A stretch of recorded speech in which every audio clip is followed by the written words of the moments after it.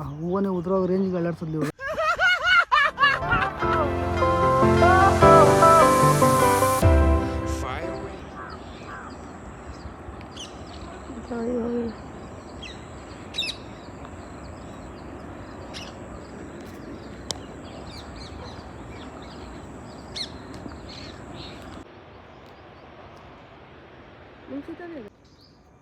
ಇಲ್ಲೆಲ್ಲ ಮಳೆಗಾಲ ಬಂದರೆ ನೀರು ಹರಿತಾ ಇರುತ್ತೆ, ಅವಾಗ ನೋಡೋಕ್ಕೆ ಅಂತ ಚೆಂದ ಇದು.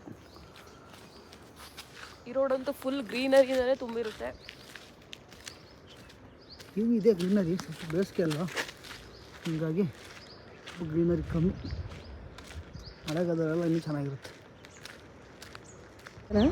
ಆಯುರ್ವೇದಿಕ್ ಏನಕ್ಕೆ ಯೂಸ್ ಮಾಡ್ತಾರೆ ಇದನ್ನು. ಆ ಹೂವನೇ ಉದುರೋ ರೇಂಜ್ಗೆ ಅಲ್ಲಾಡ್ಸದ್ಲಿ. ಈ ಕಡೆನೇ ಫ್ರೇಮ್ ಚೆನ್ನಾಗಿ ಬರ್ತೈತೆ, ನಮ್ಗೆ ಅಷ್ಟು ಐಡಿಯಾ ಇಲ್ಲ. ಹಿರಿಕರು ಹೇಳ್ಬಿಟ್ಟು ಹೋಯ್ತಾರೆ ನಮಗೆ, ಗಿಡ ಯಾವ ಕಡೆನೇ ಚೆನ್ನಾಗಿ ಕಾಣುತ್ತೆ ಅಂತ.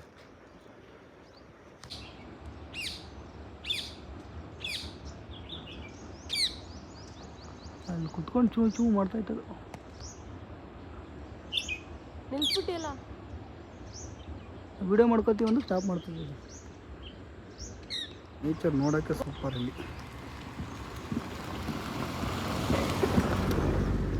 ನೋಡಿ ಇಲ್ಲೆಲ್ಲ ಕಡ್ಲೆಕಾಯಿ ಬೆಳೆದಿದ್ದಾರೆ. ಕಡಲೆಕಾಯಿ ಬೆಳೆದಿದ್ದಾರೆ ಇಲ್ಲಿ. ಮನೆಗೋಸ್ಕರ ಅಷ್ಟೇ ಬೆಳ್ಕೊಂಡವ್ರೆ, ಆದರೂ ವ್ಯೂ ಮಾತ್ರ ಸೂಪರಾಗಿ ಕಾಣಿಸುತ್ತಲ್ಲ. ವ್ಯೂ ನೋಡೋಕ್ಕೆ ಬರಬೇಕು. ನಾವಿಲ್ಲಿರೋದು ನಮ್ಮ ಪುಣ್ಯ, ನಮ್ಗೆ ಈ ಥರ ವ್ಯೂ ಸಿಗ್ತಿತ್ತು ನೋಡೋಕ್ಕೆ.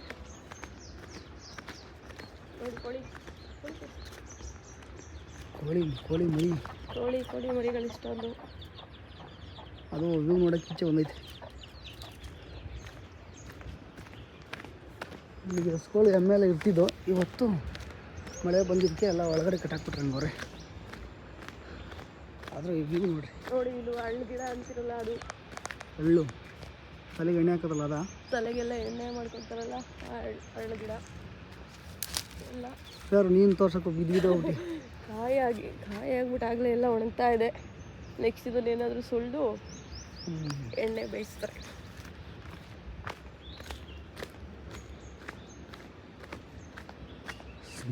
ನವಿಲುಗಳೆಲ್ಲ ಮೇಯ್ತಾ ಆಯ್ತಲ್ಲಿ ತೋಟದಲ್ಲಿ.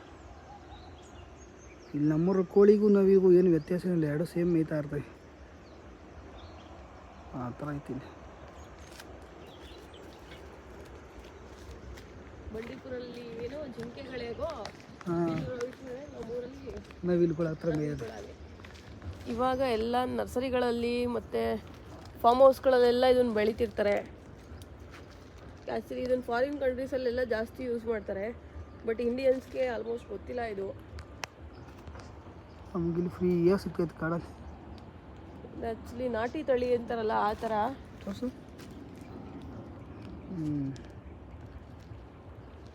ಫುಲ್ ಗಿಡ ಎಷ್ಟು ದೊಡ್ಡದಾಗಿದೆ ಇದು. ನನಗೂ ಸ್ಟಾರ್ಟಿಂಗ್ ಗೊತ್ತಿರಲಿಲ್ಲ, ಇವರಿಂದಾನೇ ಗೊತ್ತಾಗಿದ್ದು. ಹೆಸರು ನಮಗೂ ಆ್ಯಕ್ಚುಲಿ ಗೊತ್ತಿಲ್ಲ, ನಿಮ್ಗೆ ಗೊತ್ತಿದ್ರೆ ಕಮೆಂಟ್ ಮಾಡಿ. ಒಂದು ಹೋಗ್ಬಿಟ್ಟೈತೆ.